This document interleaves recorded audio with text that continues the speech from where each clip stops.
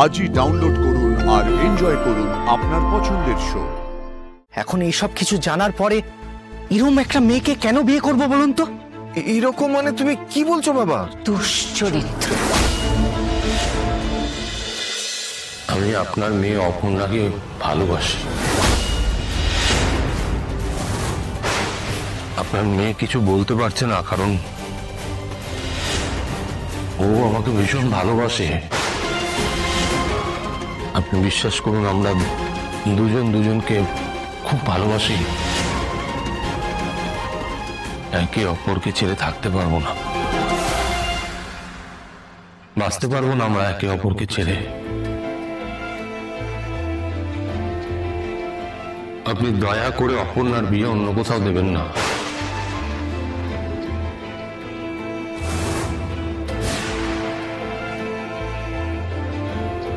আমি অপর্ণাকে বিয়ে করতে চাই।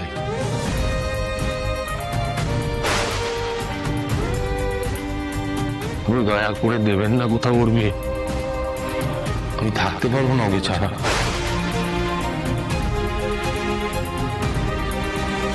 আমি জানি সতীনাথ বাবু, আপনার মেয়ে অপর্ণা আপনাদের কাছে সবকিছু।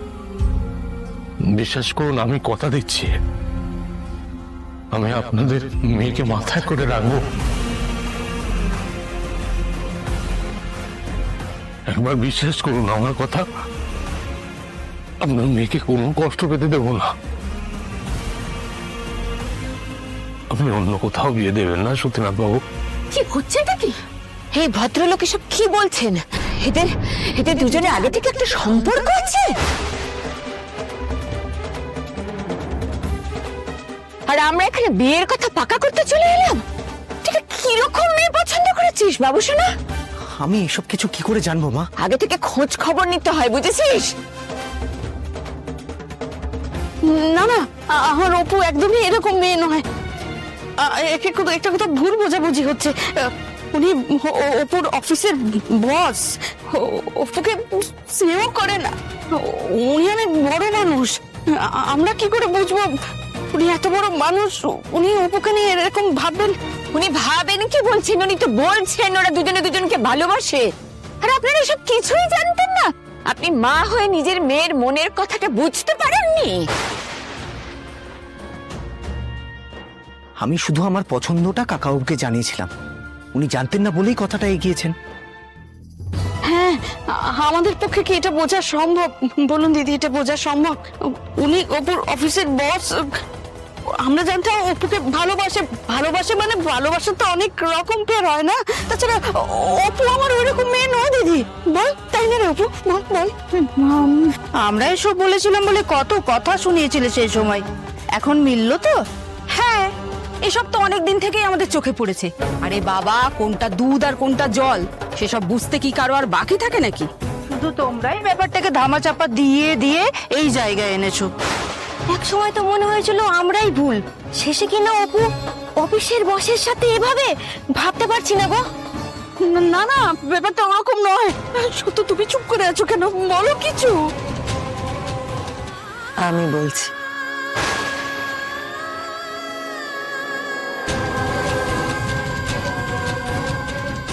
আমি ওদের সবটা জানি, তাই আমি বলছি যে ওদের ভালোবাসা সত্যি। নিজের সবটুকু দিয়ে ওরা দুজন দুজনকে ভালোবাসে, আর কিচ্ছু নেই। সত্যনাথ বাবু, আমি বুঝতে পারছি আপনাদের অস্বস্তিটা কোথায়। আপনাদের অস্বস্তিটা আমার বয়স নিয়ে। আমি অপর্ণার থেকে অনেকটা বড়, এছাড়া তো আমাদের মাঝখানে আর কোনো বাধা নেই, তাই না? শুধু বয়সে বড় স্যার, আর কিছু ব্যাপার না। আরেকটা ব্যাপার তো আপনি আমাদের কিছুই বললেন না, যে আপনার এর আগে আরেকটা বিয়ে হয়েছিল।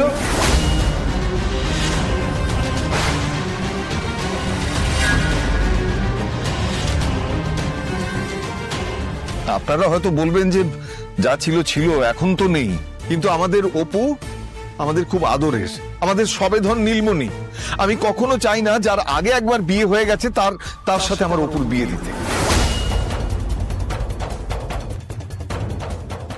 আমার অপু কখনো কারো দ্বিতীয় স্ত্রী হবে না।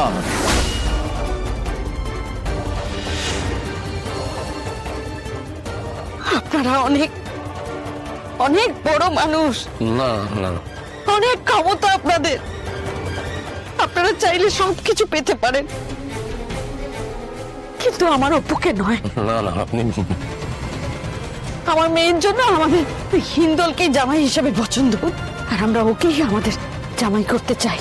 বাহ, অপর্ণা ভালোবাসবে আর চোখে আর বিয়ে করবে ডক্টর হিন্দলকে।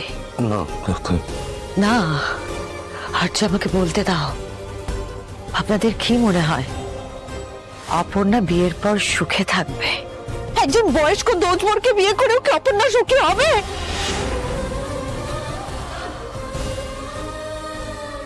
কি বলছেন আপনারা আর্যদা সম্পর্কে?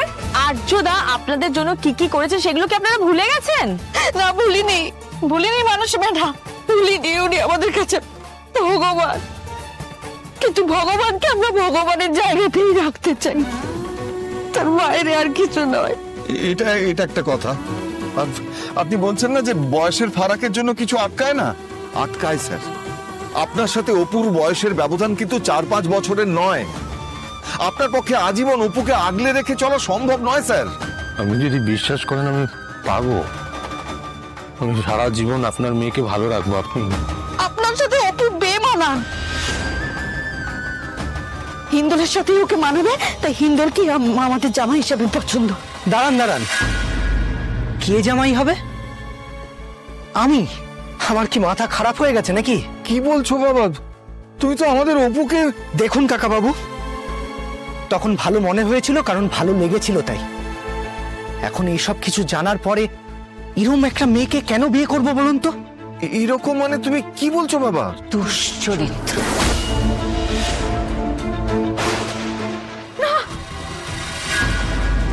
নিজের বসের সঙ্গে যার এরকম সম্পর্ক থাকে তাকে আর কি বলা যেতে পারে?